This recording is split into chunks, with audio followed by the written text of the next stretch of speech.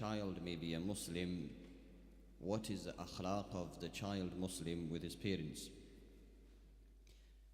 And this hadith, it is narrated upon the authority of Ibn Abbas radiyallahu anhuma fi qawlih azza wa jal imma yablughanna indaka al-kibar aw ahaduhuma aw kilahuma fala taqul lahuma uffin wala tanharhuma wa qul lahuma qawlan karima. And if one of them, your parents, becomes old, or both of them become old, فَلَا تَقُلْ لَهُمَا أُفٍّ, do not use the words of uff with them, and do not remove yourself away from them. وَقُلْ لَهُمَا قَوْلًا كَرِيمًا, and always use words of that which are gracious. And then in the ayah following on, it is said, rather make dua for them, as I was small, O Allah have mercy upon them as they had mercy upon me when I was a child. But then there's an ayah with regards to the parents, ما كان للنبي والذين آمنوا أن يستغفروا للمشركين. And it is not for the Prophet nor for the believers that they do istighfar, asking Allah to forgive the mushrikeen. وَلَوْ كَانُوا أُولِي قُرْبَى, even if they be of the nearest of relatives, مِن بَعْدِ مَا تَبَيَّنَ لَهُمْ أَنَّهُمْ أَصْحَابُ الْجَحِيمِ, after it has become clear to them the fact that they are from the people of the hellfire. From this we understand that whilst the parents are alive, and the parents may be mushrikeen, the parents may be non-Muslims, we are commanded the fact that we do not raise our voices to them and not to even say the words of uff against them when they ask you to do something out of burden. And the second thing is the fact that you always make dua for them, asking Allah to guide them and look after them as they used to do so when you were young. But then there is the akhlaq of the believers set by Allah, that after the parents die, even although you spent your time trying to engage them and trying to call them to Islam, and they rejected, and you continued your good akhlaq with them, then leave the matter of them with Allah. Then after that there is no istighfar or giving sadaqah on behalf of them, because they were mushrikeen that died upon this state. So the akhlaq of the believers with the parents whilst they are alive is that they have good akhlaq with them, do not raise their voices with them, do not feel burdened by their commands and so forth. But after their death, we leave their matter to Allah. And this is a hadith also narrated by Sa'd ibn Abi Waqqas. قال نزلت في 4 آيات. Sa'd ibn Abi Waqqas says that 4 ayahs were revealed due to myself, and they are in the book of Allah. كانت أمي حلفت, my mother had sworn by the gods at the time. ألا تأكل ولا تشرب. Now Sa'd ibn Abi Waqqas, his mother was not a Muslim at the time. The mother was not a Muslim, and she had sworn by the gods of the time, ألا تأكل ولا تشرب, that she would not drink or nor would she eat anything. حتى أفارق محمدا صلى الله عليه وسلم. So she had said that I will not eat from this day onwards, nor will I drink from this day onwards, until you, O Sa'd, remove yourself from the company of Muhammad صلى الله عليه وسلم. فأنزل الله عز وجل.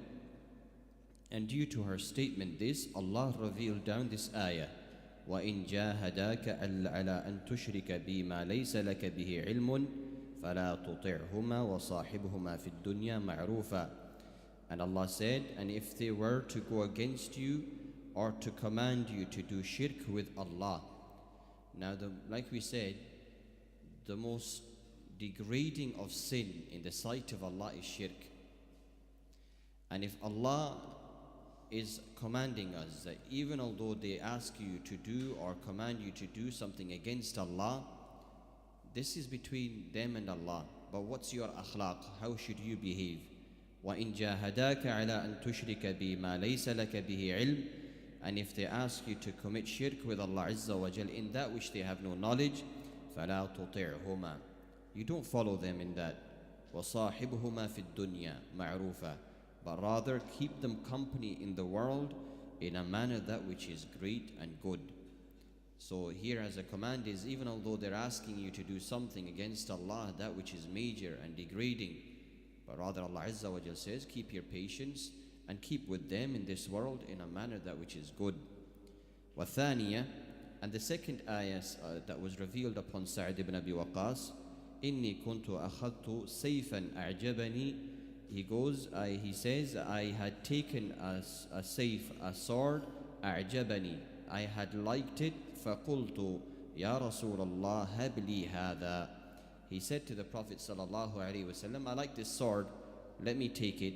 فَنَزَلَتْ يَسْأَلُونَكَ عَنِ الْأَنْفَالِ. And then the ayah was revealed that you will be asked with regards to the booty of the war.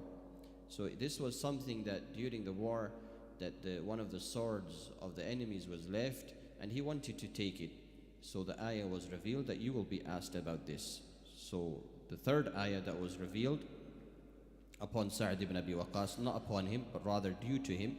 وَثَالِثًا إِنِّي مَرِضْتُ فَأَتَانِي رَسُولُ اللَّهِ صَلَى اللَّهُ عَلَيْهِ وَسَلَّمَ. I became sick, and the Prophet sallallahu alaihi wasallam came to see me.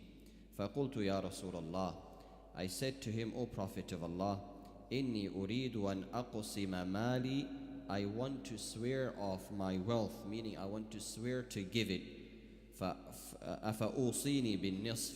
Do you advise me that I give half of my wealth? فَقَالَ لَا. He said, no, you don't give half of your wealth. فَقُلْتُ الثُّلُث. Should I give 1/3? فَسَكَتَ فَكَانَ الثُّلُثُ بَعْدَهُ جَائِزٌ. And after I had said to him, I'll give 1/3, rather not half, he became quiet, and due to his silence, we took that acceptance, and it became permissible after that, that if a person reaches his stage of death, that he is able to give off 1/3 of his wealth to whomever he wishes. And this is in another hadith with regards to another companion, that the Prophet ﷺ, with relation to giving your wealth upon your deathbed, that he said that I would give all of my wealth. And then the Prophet ﷺ said, it is better for you to give to your family and leave them with something that enriches them than to leave them in a state that they beg after your death. So it's better to leave wealth for your family. وَالرَّابِعَةُ. And the fourth ayah that was revealed due to myself, or due to the action that I was involved in, إِنِّي شَرِبْتُ الْخَمْرَ. I was drinking alcohol مَعَ قَوْمٍ مِنَ الْأَنصَارِ, with the nation of the Ansar. And don't forget that this ayah, this statement is prior to the alcohol becoming haram. The alcohol had not become haram yet. So he says that we were drinking and with a nation from the Ansar. فَضَرَبَ رَجُلٌ مِّنْهُمْ أَنْفِي. Because the other man from the people of the Ansar had drank a little too much, he had picked up something and hit me upon my nose. بِلَحْيَيْ جَمَلٍ. And it was a jaw of a camel, meaning from the bone of the jaw of the camel. فَأَتَيْتُ النَّبِي صَلَى اللَّهُ عَلَيْهِ وَسَلَّمَ.